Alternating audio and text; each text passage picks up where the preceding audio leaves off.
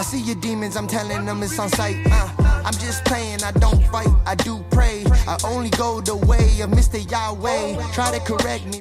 Look at this festive sweater here, man. You know, hearth is the center of the home, baby. I love it, man. That's what it's all about. I love it. So I feel like I've officially made it as a podcast host. I'm interviewing one of my favorite people, Mr. Matt McMullen. How you doing today, man? Sir, I'm lovely just being here with you. Yeah, well, I could go into it and I would highly probably butcher it, but give people listening maybe the synopsis and the story of Matt McMullen, who you are and what you do. Well, I started out as a small child. And, it's one of those things where I grew up in Kansas, moved to Colorado halfway through 8th grade, and my dad was a hand sign painter, just like one of the best artists you can imagine. And that's kind of where I get my artistic ability. But the rest of my family were pharmacists. And so I thought that I should probably go with a medical profession. I started out there 2 years in pre-med, that switched over to environmental design at the University of Colorado Boulder. And so now I'm a licensed architect in 7 states. I'm a licensed real estate broker associate in Colorado. I have a master's in real estate development and happily married, have a cool son who's 25 and he's at CU in the Leeds Business School. And maybe we'll talk about this later, but he wants to join me in my latest venture where he gets out of CU Leeds Business School with finance. Really? Yeah. So you have a unique background because you obviously have good work experience, but like to me, you just strike me as like an awesome entrepreneur too. Like you have this passion for people. You have this passion for doing good work. I think people inundate themselves with work, but they don't always think about the quality of work. And like, you're just so well connected. Would you describe yourself as a connector? Yeah, a connector and a networker. And, I'm just about I'm a win-win guy. Yeah. Like you. And I just I like to see things better than how I found them. And so I think that's what attracted me to architecture is you would take something that was either a blank slate or blank canvas, or you would take something that was messed up. Like one example was the Boulder shelter for the homeless, and so that was a huge issue of homelessness in Boulder. We were able to, with community support, create a shelter that's been there now for 20 years. And so that's what I like to do. I like to put people together and see people win.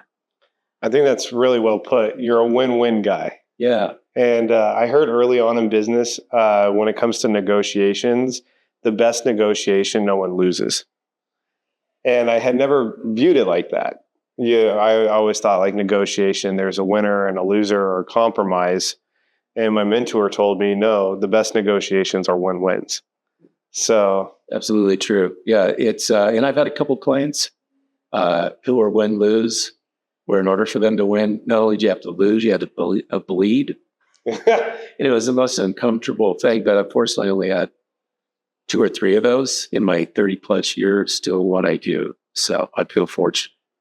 So what cultivated your love for design, architecture, and just building stuff? Kind of like we were just talking about a second ago, it's just, I see stuff before other people see it, right? And I imagine it in my head, and then I build it in my head, and then, convert it over to 3-dimensional BIM, building information modeling software, so that clients and others can see it. But it, this kind of leads us into the IDD, intellectual developmental disability conversation. Is I have a second cousin, he's 45 years old, and Scotty was not supposed to live past age 4. Wow. And so he requires 24/7, 365 care. And we see him once a year at the family reunion, unfortunately, because he's difficult to communicate with, and you really have to be there with him. Sure. In the small town, Eureka, Kansas. And so I've always had it in the back of my head is how do I take the opportunity to create something special for someone with his disability and challenges he faces in life. Is that so? Maybe some background for people listening right now. You and I kind of met by fate, as I would call it. We were at First Place in Arizona. I think this was 2021 or 2022. What's up, Profitable Cleaner listeners? Quick question for you. Are you using 5 to 7 different platforms just to manage the everyday operations of your commercial cleaning company? If so, let us help you consolidate that into one platform. Introducing you, uSource. Go to usource.com, book your free demo today, and actually get started on your trial for 60 days. No charge for 60 days, all from time and attendance to reporting, vendor management, operations, sales. It's time you stop using 5 to 7 platforms and consolidate into one. So listeners, don't forget, go to usource.com and start your account today. Yeah, it would be exactly 2 years ago. Yeah. This Nuts and Bolts conference was in between that symposium and then That's right. to this year. So 2022, and I'm walking this building at First Place, wonderful building, and they put us in groups to give us a tour, and they're talking to us about the accessibility and just everything that building entails and what they are doing for the population there with people with IDD. And I were in the smart persons group, and I was with the not so smart people, and somehow we cross-pollinated. Yeah, and I remember you saying, I'm Matt, yeah, and I'm from Colorado, and everyone was from all over. And I said, oh, what are the odds? I'm from Colorado too. And then I guess what brought you to, talk to me about what brought you to First Place and kind of you venturing into the IDD world. And for people that don't know what that is, that's adults with intellectual developmental disabilities. And as you guys are going to hear more throughout the year on this show, there's a huge housing crisis all across the country, but specifically where we live in Colorado, where you have a loved one with a developmental disability and they have a caretaker that's unable to care for them. What happens to them? So I guess, what's your story venturing into this realm? Yeah, so one of the things I do in architecture is I do what we call offsite system built construction. And that's, some people call it volumetric, some people call it modular. And so we had a project that we were looking at out in Bennett, Colorado, which is just east of Denver, right out by DIA, Denver International Airport. And I met this architect from North Dakota, and he was out taking a look at the project with me. We were talking about maybe teaming up together. And I was telling him about Scotty. And he said, hey, do you know about this place called First Place Phoenix? And I'm like, no, I don't know about it at all. But I'm headed down there this weekend to go play golf with a buddy who lives down there. Dave Locke is the executive director for GSECA, which is the Rural Electric Co-op for the state of Arizona, for every place that's outside of Tucson and Phoenix. And so I called up First Place, got the front desk, and said, hey, I know it's kind of like last minute notice, and I know it's Friday, but I'm in town. Could I just stop by and just see what you guys do? And Denise Resnick, as the executive director, was busy and was giving tours, but the COO, Nancy, was there. And so she gave me a tour. And as we're walking around the building and I'm blown away, she goes, hey, in 2 weeks, we're having our symposium. You should come back down. And so, even though I drove down the first time, second time I flew in, stayed with my buddy Dave McKen and went to the entire symposium. And that's where I met you. What was your initial thoughts when you started getting introduced to the IDD housing world? One, realizing there were other people like Scott. And two, that there were ways to make their lives better in that community. Because Scotty is he's in a small town of 2,600 people and shrinking. Yeah. Shrinking because middle of Kansas, small towns are dying. Yep. So he lives at the Eureka Senior Living Center. Not the greatest place for him. Sure. People were 70s and 80s, and that's their final place before they go to the great beyond. And so just realizing that there was a place for folks to go to, and Denise creating this incredible program where you meet people where they're at. But some folks are working. Some folks, they're learning life skills. They're going to community college. They're contributing back to society. And Denise's feel is every single individual has worth, So, out of all the stuff we've learned at those symposiums, that's the most important thing to take away is every single person has worth, and that you just need to cultivate the environment around them in order for them to show that works. Yeah, that's really well said. And then obviously that, I guess, this is going to sound weird. Did you get introduced to Trailhead community, I guess, at first place? Well, it was just you. Through me? Yeah, it was just you. I met you and you're like, hey, you have to meet Barb and Beth. They're down your way. I walked over and said hi to Barb, who was visionary. Yeah. And she reminded me immediately of my grandma Mac. Yeah. And so I fell in love with her immediately because she's just kind, huge heart, and tough as nails. Yeah. Right. And so, and she's like, yeah, you should come over and just, talk with us about Trailhead. Slowly started to sell you. Yeah. Sucking me in. Sucking you in, man. Yeah. And then, so you're also a developer, which I think makes your experience really unique. You're not just like an architect. I have such a bad vision of architects in my head, like just behind a computer with like graph paper. And it's so not like what you guys do, Yeah. But you really came into a time at Trailhead where I would say we were in a development crisis, and in many ways still are. And I've learned so much from you when it comes to like deal flow, capital. Like even though we already had a capital stack in place, for those listening, that's how you fund a project of a building you're building. What's your capital stack look like? But you like really showing me and educating me on different models of capital stack and like probably things we could have done differently. When you take the project of Trailhead and when you first came into where it's at now, talk to me about like that evolution. Yeah, it was just, whenever you join a new board, I've been on lots of boards, City of Boulder and for homeless teens, so I've done a lot of different things.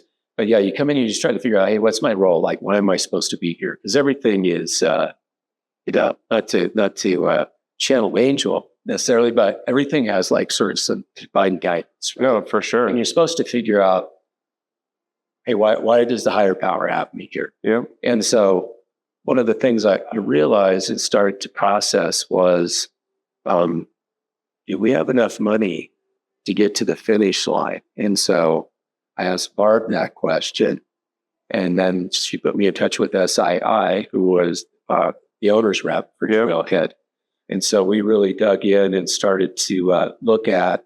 All right, I know you guys are wondering, how can we keep our cleaning crews engaged and informed and it doesn't have to feel like a struggle? With Team Engine, you can now automate messages, update teams in real time, and bridge language gaps with their built-in AI-powered translations.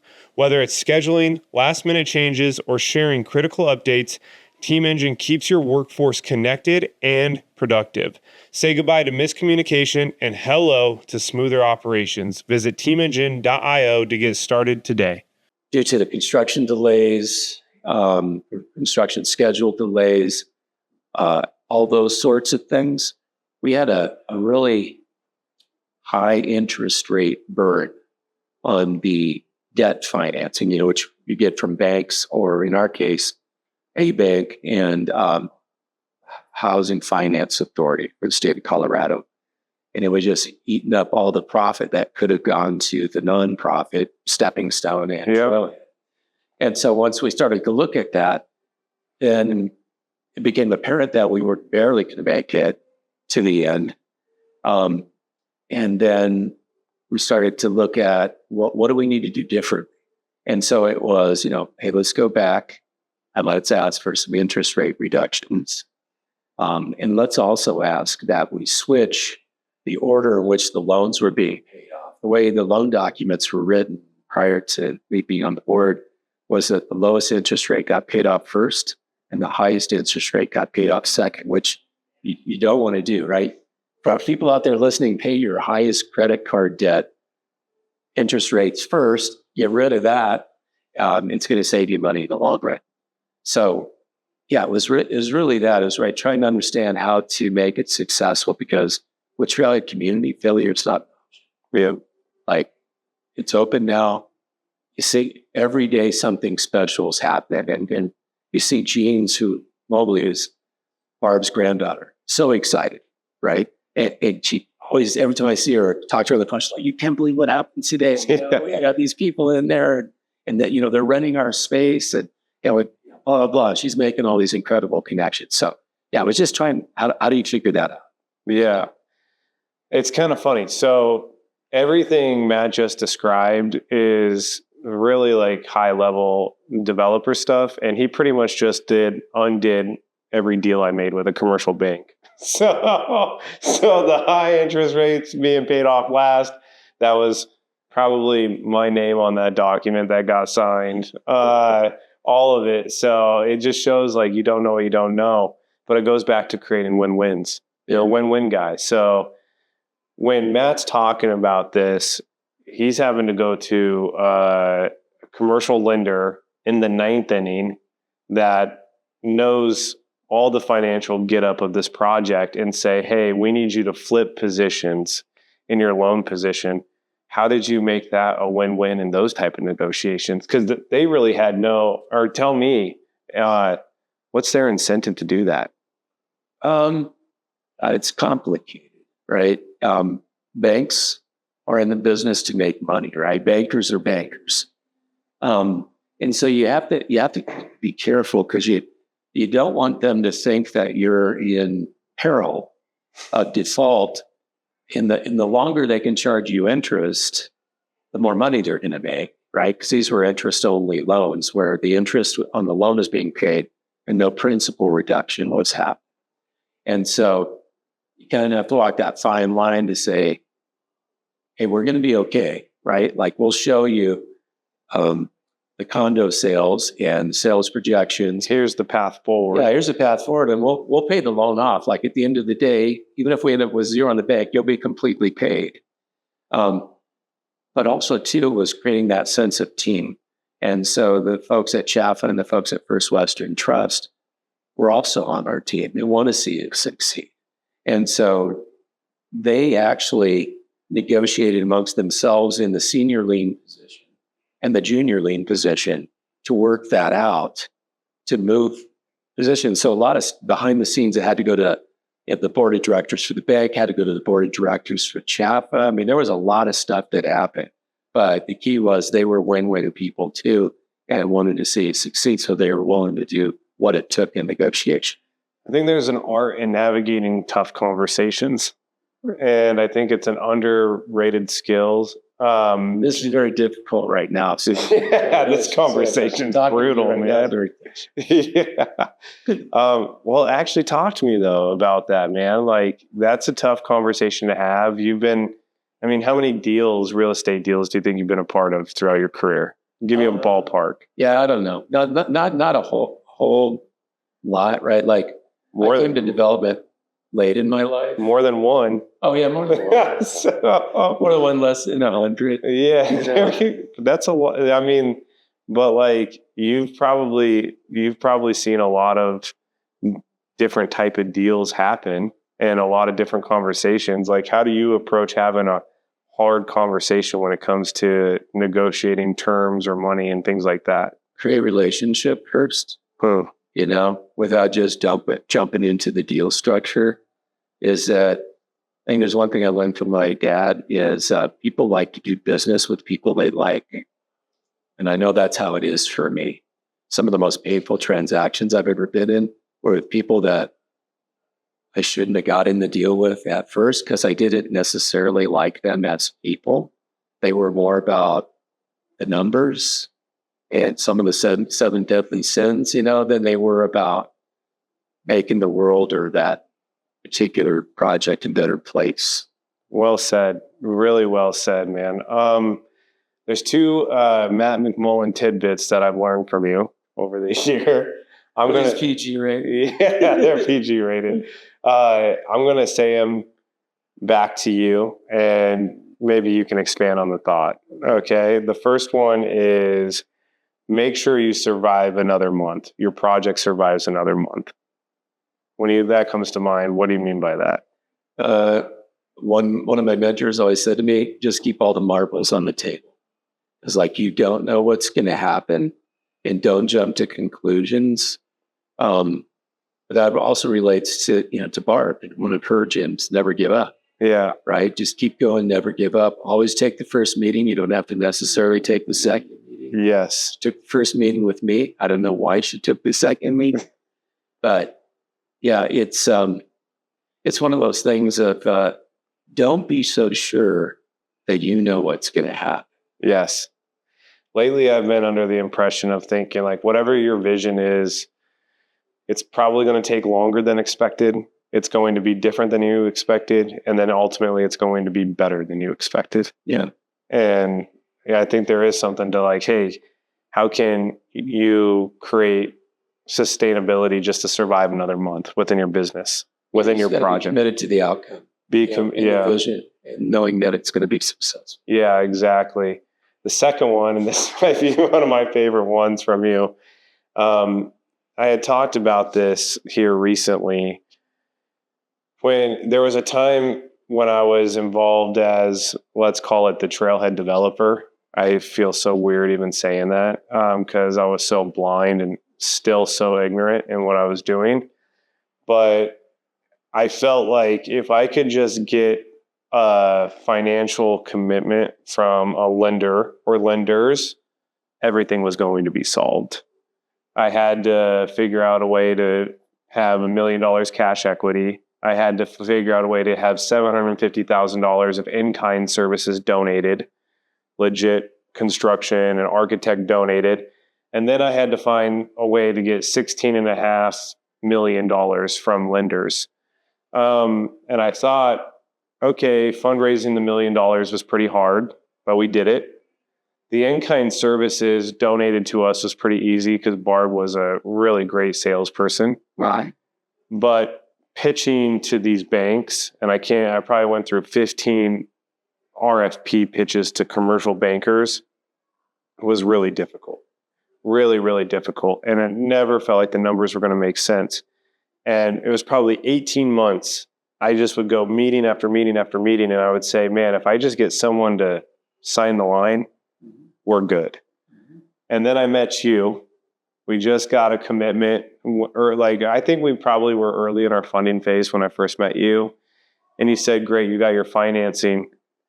The building's not built yet. As soon as it is and those doors open, welcome to the starting line. And I said, geez, man, I thought that was the finish line. So welcome to the starting line. Talk to me about that. Yeah. So I would say you were incredibly successful. And you know how I know that? How's that? We're sitting in the building, right? Building's open. I see smiling faces outside, inside, people laughing. You were incredibly successful. Oh, thank you. Right? And it's always easy. I don't know if you know about the Teddy Roosevelt quote, right? Where there's the people in the stands and the people down on the field, with mud and sweat and tears and everything. They're actually in the game. It's way easier to come in and look down on the playing field and commentate about it, right? And so that's really all I've been doing is just trying to take the existing debt, equity, grant, loan structure and just clean it up a little bit. Yeah. But the hardest part is creating something from nothing. Yeah. No. So acknowledge yourself. Oh, I appreciate that, man.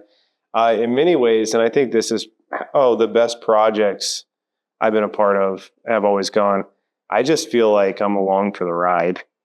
And does that even make sense? Oh yeah, it's always the journry. Yeah, I just feel like I'm the destination is okay, but the journey is yeah, no doubt. Good and bad. Yeah, it's called. There's a term in entrepreneurship, but basically, it's like burn the boats phrase, right? Exactly. Yeah, the point of no return. Like you really feel alive when you're on the brink of no return. And so there is a sense of feeling alive when you have the potential to die. Well, all your entrepreneurs, man, listen, all the people who have their own companies and in your audience, they're all Yeah. shaking their heads, right? Like waking up at 1 a.m, wondering how you're going to make payroll, and and then you're like, Oh man. how am I going to be successful? And then you have the curse of success. You're like, oh shit, now I'm successful. How am I going to hire enough people, enough good people to keep the business rolling? So yeah, they're all shaking their heads. I had a mentor tell me, be careful of wanting to get to the top so fast, because once you're at the top, there's only one way back, and that's down.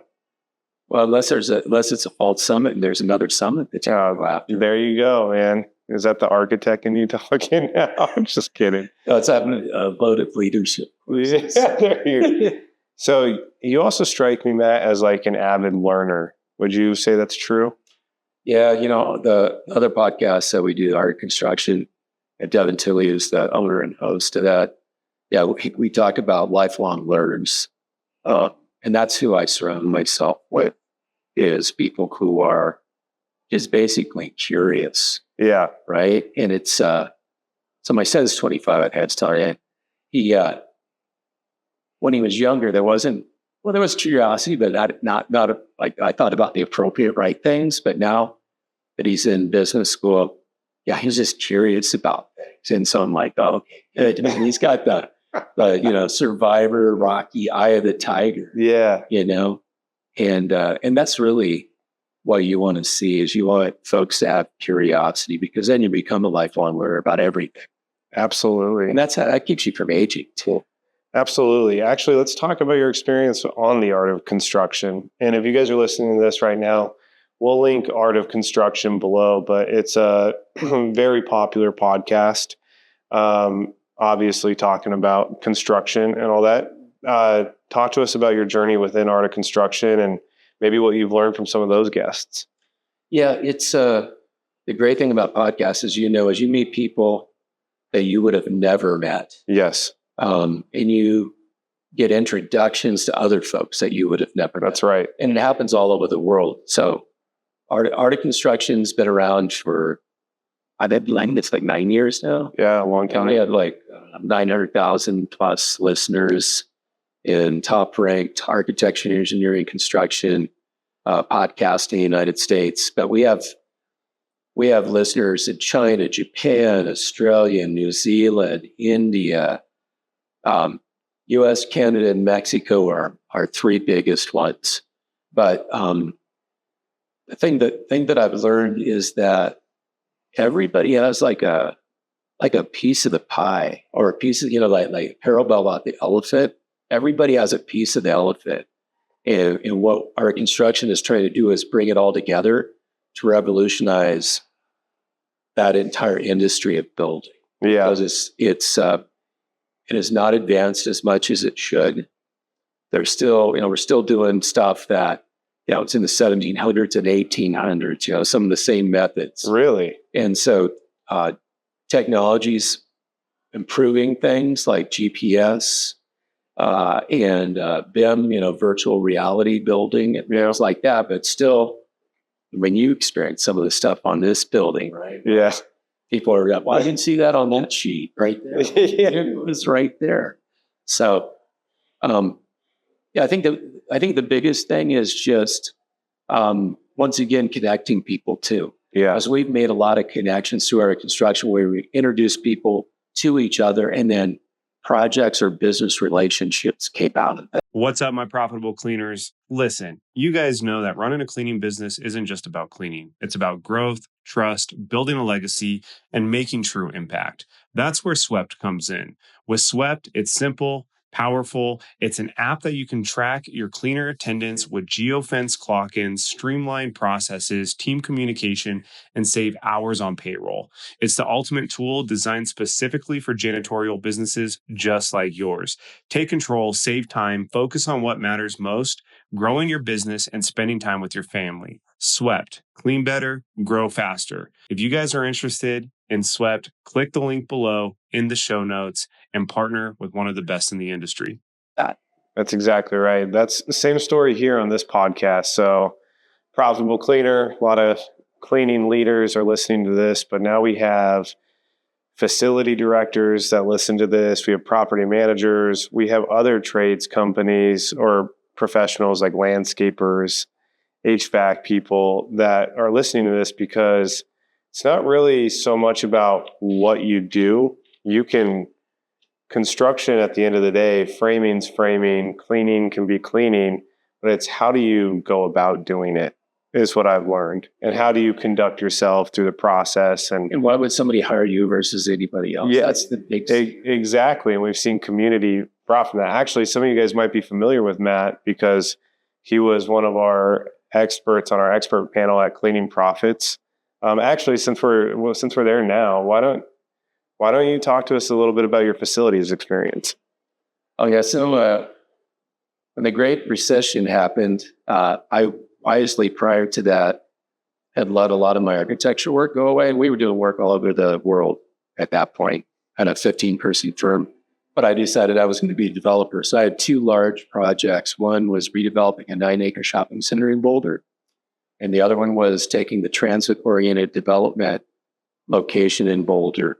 And so I had both of those under contract, started to move through the process, had contracts inked, had the projects financed, and then got a call one day from my largest investor, which was the US's largest private insurance company. And they're like, we're out of the development business. And I'm like, wait, what? And I said, what do you mean? They're like, no, like, oh, those projects are dead. We're done. I'm like, what? Whoa. They're like, have you been watching the news? I'm like, no, I just said, I'd taken the day off because I'd been working so hard. So I was out on the golf course and I was just making the turn at my golf course to go back to the back night. And they're like, well, we'll call you later and talk. But what had happened, that was when Shears Lehman collapsed. And that led to the collapse of the entire Wall Street market. And so there was no funding, no equity, no anything. So I went from being incredibly busy with two huge projects to having zero work. Like overnight. And so, yeah, I came home that night and Kelly's like, how was the golf game? I'm like, and she's like, what happened? And so I told her, and I shot the worst 9 holes I had ever shot on the back nine, because obviously I wasn't focused on golf. It was like, how am I going to keep my family? What'd you do in that moment? What I always do, just figured something out. And so I ended up finding, I shut my firm down, but I found places for all of my folks to go to. So, okay. So when you say firm, like how many people? 15 people. 15-person firm. Some people were married. Some people had kids. How quickly did you shut it down? Oh, over the next 3 to 4 months, Kelly and I used all of our savings to make sure that these people could ride it out. You know, maybe not the smartest thing. No, yeah. Right? What was the conversation like with Kelly, your wife? Just like, we got to do the right thing. Like, you're good. And so out of that, then I put the word out, you know, hey, I need to find something. And so a woman that I had met, she was working on a council campaign with me. She was the treasurer and I was the political strategist. And so I called her and she's like, hey, you know, I'd just like your advice. We're getting ready to hire a new facilities director. You're incredibly smart, which, you know, I guess I have her full. But she said, would you mind just taking a look and making a suggestion? And so I went through everything and reorganized her entire department of facilities management, safety, and sustainability. And I said, you know, while I was going through this really intrigues me. Could I apply for the job? And she's like, yeah, well, I didn't know you'd be interested. I'm like, no, I'm really interested, because the work was, it was on atmospheric science, which included climate change and global warming, which is a personal hotspot. Yeah. And I thought, wow, to be able to support all the scientists and the labs and engineers that are doing that work to figure out what's going on with the atmosphere and solar flares from the sun and stuff like that. So I spent 6 years as the facilities director, and I was responsible for everything outside of the events, which would be the kitchens. Yep. And the actual science itself, but everything else, including building a new computer center, a data center up in Wyoming in collaboration with the University of Wyoming and the city of Cheyenne. So Interesting. So I have a few questions there. One, how was it like going from running a 15-person firm to like 90 days later shutting down shop and having to look for a job? yeah, it was a lot of sleepless nights. Yeah. But also to like, I always believe there's a higher power. Yeah, absolutely. Right? So God I'm like, definitely I just had to trust the big guy upstairs and just do what I'm supposed to be doing. So I came in, 1,600 employees. I had 80 people underneath me that I managed. Wow. Including construction and management, cleaning services that we outsourced.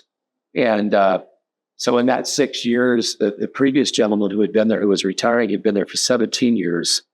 And in fact, they're still working on the capital management plan that I put together. But we got more done. People told me, you got more done in the first 3 years than we had gotten done in the last 17 years in terms of improving labs. Right. And redoing the Mauna Loa Solar Observatory on Mauna Loa on the Big Island in Hawaii. You know, that was a cool project. Yeah. Right? Because you're on an island and you got to get all this stuff up to the top of the volcano, you know? And so it was super intriguing because everything was a puzzle, you know, trying to figure it out. So 6 years. Well, one, I guess, what'd you learn about being a facility director? It's hard work. It is hard work. You're never off. Yep.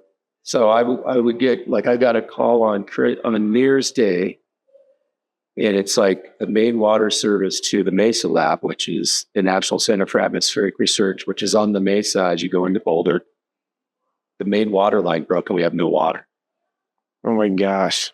So I dropped everything. Yeah. Mom, all family. Yeah. Hey, Matt, deal with it. So I went up there and met my construction manager, and we called some folks that he knew that could come up, and we had to get a piece ordered and got it shipped like overnight. There was a giant manifold piece that we had to get and got that installed on January 2nd. And then we opened back up on the 3rd. Nobody knew that anything had happened. Yeah, facility directors really have to be what I would consider like true problem solvers. Like, and they're always dealing with a logistics nightmare. They're under total pressure too, because Totally, man. the C-suite, you know, so I reported to the VP of Finance Administration. You have to stay within budget, right? Because you're Always. federal agencies. We were funded by National Science Foundation, right? So like you had to work within your budget. So here's some catastrophe that happens. You know, another one was the roof got blown off of our airplane hangar at Rocky Mountain Metropolitan Airport, one of those high windstorms. And it had been repaired once under the previous director, but not done the right way. So we got to repair it a second time. Holy cow. Did it right the second time. But all of a sudden you have these two gaping holes in your budget that you have to figure out how we going to move money around, still keep all the scientists happy. Let me guess, you guys cut back on janitorial first. No. Actually, we didn't, because there's nothing that will upset folks more than the toilets not being cleaned. That's right. Trash not being empty. That's right. You get calls. If they can get your home cell, your personal mobile number, they'll call you on that. They totally will. Yeah. They totally will. Oh, hi. I know it's Sunday night, but over here in RAL, Research Applications Lab, the guys didn't pick up trash, you know, and my folks noticed it when they cleaned it up. But And you're like, okay. thank you for sharing. Yeah, have a good Sunday evening. It's all. What's up, my profitable leaders? I know you're listening to this show because you want to stay informed and on top of your game. And I want to bring you something that is often overlooked, and that's how we mitigate risk and actually protect our business, whether that's with misclassification of our employees, contract litigation, immigration law, because we have people that work for us that are from other countries that maybe or maybe aren't misclassified. That's why we partnered with Campos Law. Campos Law is a humanized law firm, as I would put them. They are more than just expert attorneys. They're people looking to help people and business owners just like you. So when it comes to your contract setup, when it comes to your classification of your employees, when it comes to just protecting your business as a true asset, which it is why you should be talking with Campos Law. So for more information, click the link in these show notes and get a partner like Campos Law on your side. I'm going to clip that. That is a clip right there. That's because it's so true, man. So 6 years, facility director.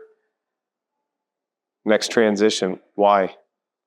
We had a president change, and the previous president was a super great guy and just on board, wanting to do things. I re-renovated a building for him, LEED Platinum building, put solar on it. Nice. I wanted solar PV so bad he could taste it.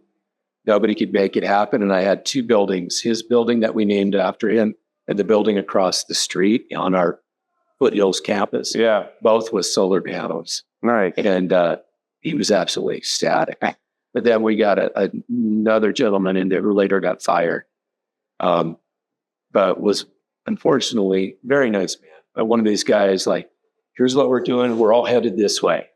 And then you'd be like, okay, here we go. Let's go this way. I'm with you. Let's do it. And then you get over there and be like, oh, yeah, by the way, now we're going over here. Nice. Yeah. Yeah. And you're like, wait, what? Yeah. So you have to explain to all your staff that you got on board of, oh, yeah, no, we thought we were going over to D, but now we're over at X. Now that's where we're headed. People are like, what? Yeah. So, yeah, at that point, I was like, it's time for me to go back into private practice and because my boss was able to she allowed me to be an entrepreneur within a very strictly regulated government system. And I was able to run between the raindrops. Nice. And do things that were in the gray areas where there wasn't a government order or directive that you couldn't do that. And so I was able to create a lot of value under this government funded system. So I would have to write explanations of what we were doing. They're like, oh, yeah, no, there's nothing that says you can't do that. We just haven't done that. Another Matt McMullen quote, man. That might be the title of this episode. Learn to run between the raindrops. Well, that's assuming you don't want to get that. Yeah. I mean, there's an art to that, man. Knowing how to be diplomatic, get shit done, move the needle forward, but also not like step on toes along the way. Well, so the get shit done part, the GSD. So where Devin and I connected, yes, he'd always say get shit done, but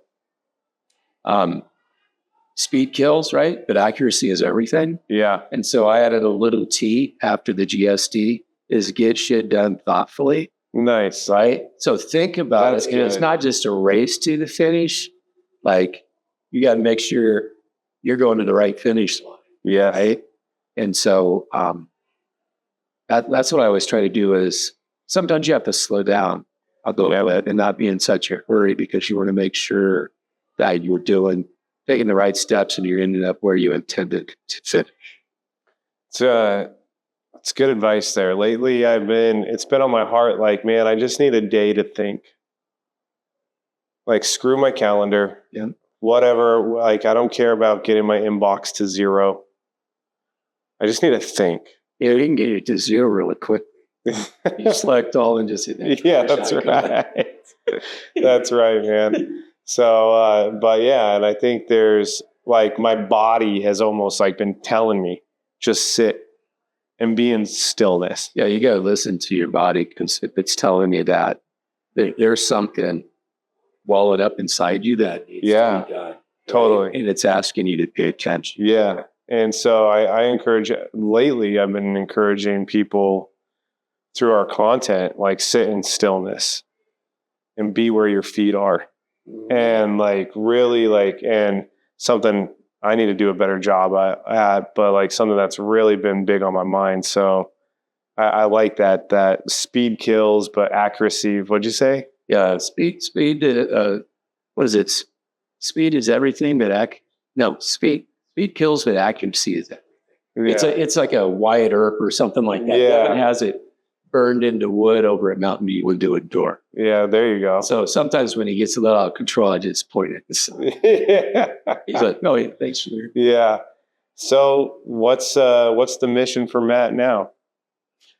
So it's to get Trailhead to stabilization, and then thinking and contemplating on what Ken and Zara, our board members, have challenged us with is what's next for Trailhead.